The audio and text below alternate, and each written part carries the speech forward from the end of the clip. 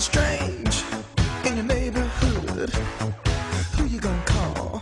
Ghostbusters! I have a tradition each October. At some point during the month, I watch both Ghostbusters movies. This year, I might have to make a new addition to the tradition, make a purpose to play Ghostbusters, the video game. Coming out last June, this game was a must-have for any Ghostbusters fan who is also a gamer. Sure, there have been games released based on the series before, but this one is special for one big reason. It stars the original cast. Harold Ramis, Dan Aykroyd, Ernie Hudson, and Bill Murray reprised their roles as Egon Spengler, Ray Stantz, Winston Zeddemore, and Peter Venkman, respectively. We also got Annie Potts doing Janine Melnitz again. However, Sigourney Weaver and Rick Moranis, who played Dana and Lewis, didn't want to be in the game, so instead we have Alyssa Milano playing a new character, Dr. Elissa Selwyn. Beyond just starring in the game, Aykroyd and Ramis also wrote a good part of it, as they did with the movie. So, for most fans, this wasn't just a video game.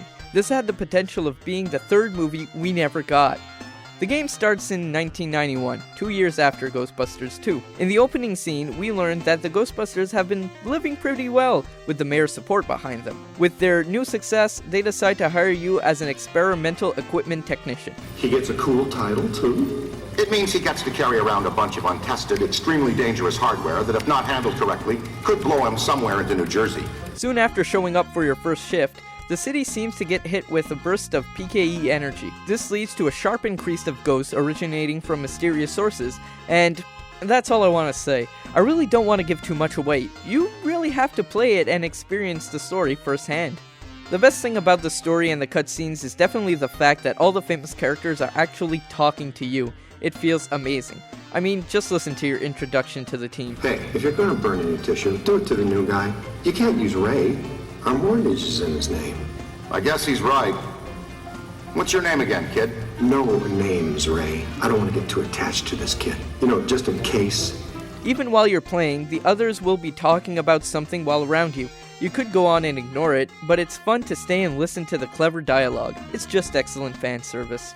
On the subject of fanservice, the first few ghosts in the game are some familiar faces: Slimer, Stay Puft, or Gozer, and the Grey Lady, aka the Librarian Ghost. This was probably made to make any fan of the series happy that they appeared in a game written by the original writers of the movie, but quickly goes to its original content and it feels just as natural. There are technically 3 versions of this game that came out, one for the PS3, Xbox 360, and Windows, one for the Wii, PS2, and PSP, and a third for the DS. Naturally, the gameplay changes in each version. I have the Wii copy, so I'll be talking about that one. I suggest this version because of the Wii mode action, because you actually have to point and shoot. When you're blasting a ghost, it feels like you're a real Ghostbuster.